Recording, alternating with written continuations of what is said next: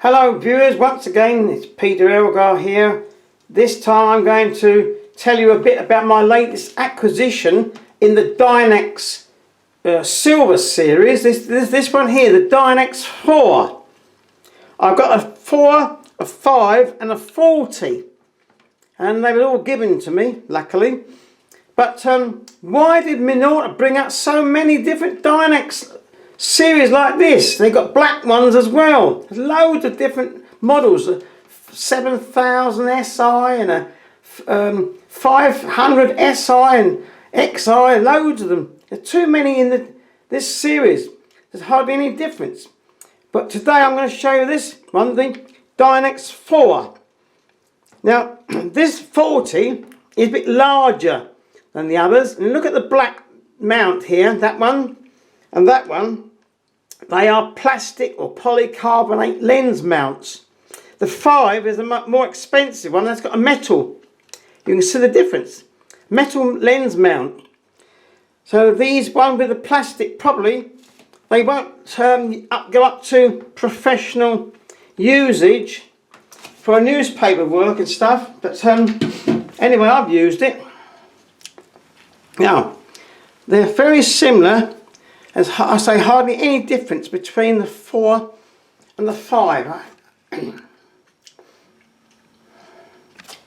Dynax 4, as far as I know, came out in 2002. The Dynax 5, I think about 1995 it may have been. And they've got very similar characteristics. They've got a similar thing on the top here with all the controls are. They've got an LCD screen, and this one's got a battery in, so I can switch it on. The 5 hasn't got a battery because I took the batteries out to put in this one. And what are the batteries? They are two CR2s. Now look, you've got to look at the arrow and carefully pull it down. It's only plastic, so you have to be very, it goes upwards, very gentle. They're the batteries that came with it.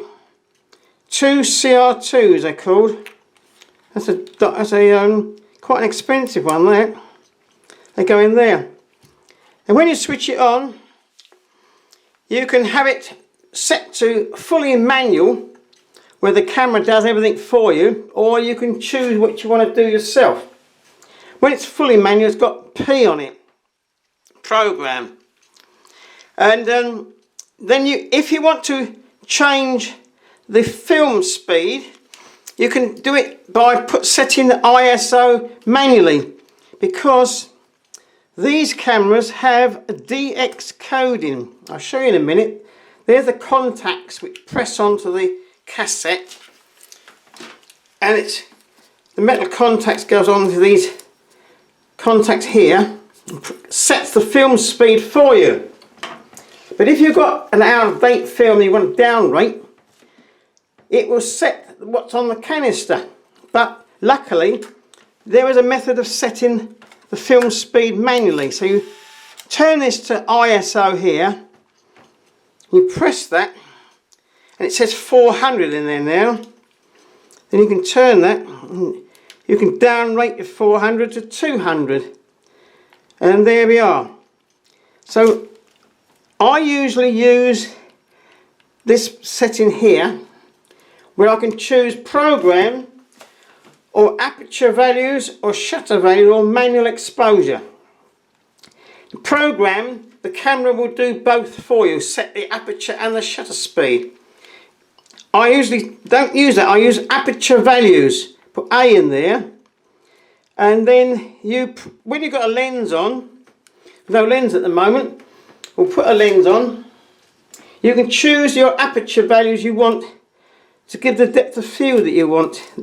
This is the lens that came with it, 28 to 80. Now there's on A now, 5.6, 6.7, f8, 9.5, 11, f13. That's how you change the aperture values. Go the next one along, shutter priority. That's 2 seconds there, 6 seconds. It goes down a long time. You can do 20 seconds time exposure. And you don't have to count the seconds, the camera does it for you. So we'll put it on, say 1 second here, and press this. 1 second, there we are, that's 1 second gone. Then if you want manual exposure meter, you push M, that's 1 second exposure. It won't focus now because I'm pointing it towards something that it won't focus on. So to get it to take that off, you can have it on automatic focus, or you can have it on manual focus. That's right, there's a little slider here, and you turn that down to MF, that's manual focus. Then you manually focus it here. There, that goes now. The last shutter, because it's a metal shutter, the trouble is it synchronises at 1/90th of a second for electronic flash, this, whereas the dearer one, the 5, synchronises at up to 125th, and I've used that a lot for my electronic flash work. The other systems are, these ones here are what is known as creative camera, no, what they call, I forget now, they not the creative ones, they're ones you do it yourself. This is the ones where you let the camera do things, so it can't be creative, can it?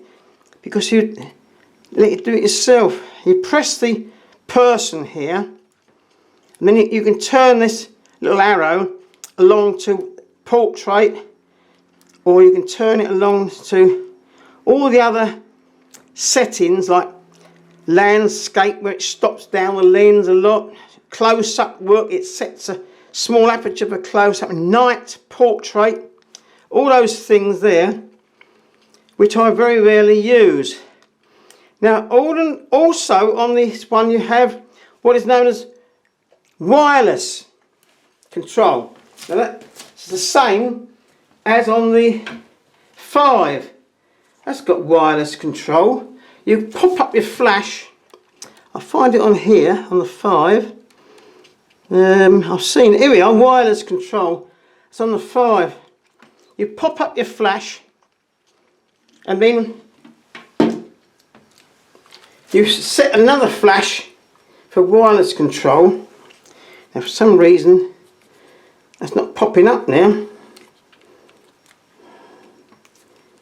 Why is it popping up? Would you believe it? I can't get the flash to pop up. The flash pops up when you press the flash button, but nothing's happening. Oh, here we are. Maybe the battery's good, still got a good battery.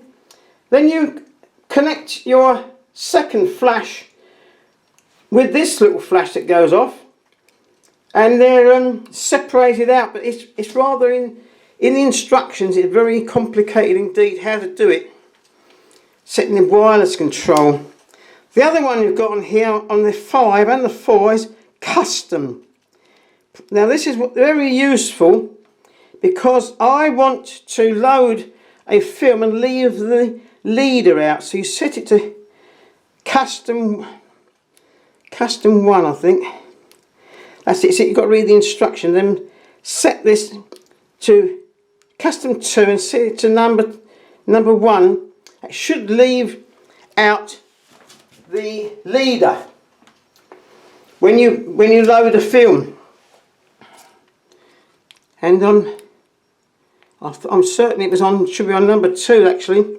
We'll load a film and show you how it works, because this one and the 5 have got a lockable back, which is here. When this little thing goes red, the film is loaded, and there's very difficulty to get it undone again. You've got to go through a whole rigmarole to undo it, which I can show you. So we'll take the lens off. I've tried it with a camera film where I wanted to cut it. So you load the film. This is all out of date out of date and it's been stored badly, so even by my standards it don't work, because this colour film comes out all green. You put it up to the little red line, make certain you should be able to feel a little catch there, make certain the strap isn't in the way. Now if you're lucky it should go to number 1, and it did. Now look, that's showing 100 because it was 100 with the DX coding, but I don't want I want 100. I want it to be down rated because it's an old film, so I set it manually, say 64. There we are. Now we'll take a few blank frames, we'll put it to manual.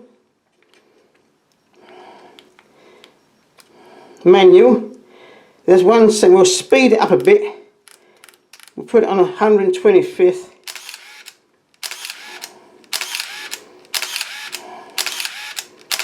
Right, look, the signal there's gone red. Now, to open the back in the dark to cut the film, you press that, and the back doesn't open. What do? You have to read the instructions. You switch it off first, then you turn this dial to ISO, you press that, and press the spot button, then with the third finger you switch it on. You've got 3 fingers. It's dreadful. I can't. You see how difficult they make it? I've done it. Press that one, press that one. This should turn black, and you should be able to open the back. Oh dear, oh dear. Now, the back doesn't open even doing that. Press that one, press that one, turn it on. No. Now, there's a little catch here, tiny little catch, minute little catch in there, where you have to pull that little catch down. But you need a small screwdriver to do it, which I haven't got. So I can't get the bloody back undone. Sorry about that, folks. What a shame. It's not working at all, that method. ISO, press the function, press the spot metering, turn it on. No, it didn't open. It's still red. That's one of the troubles I don't like about these Dynaxes. You can't easily cut films to experiment. But the rest of it is quite good. It's very, very light indeed. And the lens is very sharp. There's the mirror box. I'll show you a few pictures from the lens that came with it, 28 to 80 zoom. Now, this is full aperture. No use stopping down your lens to f11 for everything, because everything would be sharp then, even with the Maya-Domi plan. There's a very fine detail here with that full aperture on the lens. And I used out-of-date Tri-X film, which I developed myself in an experimental developer. This was 28mm focal length. It's a metal seat in our town, and I used that as a test. That came out sharp. That's down a little side street by a Thai restaurant. That's sharp. This is a full aperture test on some statues in the churchyard. There's a man walking his dog. Now he was moving, and the camera has tracked the moving subject. Mind you, he wasn't doing 30 miles an hour, was he? But it tracked him and focused, and the dog and him is sharp. Then there's some, we went to Chelmsford in Essex. There's some reflections here, and there's all fine detail there. That was not a full aperture, but stopped down to about f8 that was. Then coming home from shopping one day, we had some sunshine. I couldn't believe it, a bit of sunshine. But it gave us some wonderful shadows. So I quickly took 2 frames Here's me holding the Dynax 4. Now my wife saw this, she said I should crop that because my wife has won more trophies than me. And I was supposed to be the professional. She said take out the top wheels of the car and stuff. And for competition use, print it like that. So that's what I will do. Next competition, I'll print it like that. These are only 7x5s. This is the famous metal man in Chelmsford with no flash. That's on program exposure because he was making a phone call, so he took off his metallised glove, snapped him in the street. Now, when you're using flash in daylight, there's a certain procedure for best results. You press the little button on the side here, the flash control button, at the same time as you take your photograph. If you set it to program, no, that's the wrong one. That's the one without the battery in. And then, with a bit of luck, it will give you better exposure. You set it to, if you want to program one, you push program. You push this to raise the flash, and then you press in this button at the side here. Then press the release to set the flash off, and it should balance the daylight nicely. But that is where I didn't do that procedure, and it came out dreadfully underexposed. So I had to read the instructions. Now if you want the instructions for these cameras, Mr. Butkus is very good. www.butkus.org. Mr. Butkus has all these manuals on his website, and I found the instructions for the Dynax 4. This is one where I use flash. It's extremely dull in the churchyard, and the flash has brought out all the textures nicely and exposed it very well by using that method as in the instructions. But they can be rather complicated, these cameras, because I think they're far too complicated. They've made them. I'm trying to sell them, but this is the Dynax 4, and I'm sorry if it's a bit garbled, but I've got a dreadful cold from New Year. So there's a little quick rundown with a few results on the Dynax 4 in the series of these Silver Dynaxes. Hope you enjoyed this rather garbled diatribe, and look at some of my other videos where I'm a bit better. Thanks for watching this one.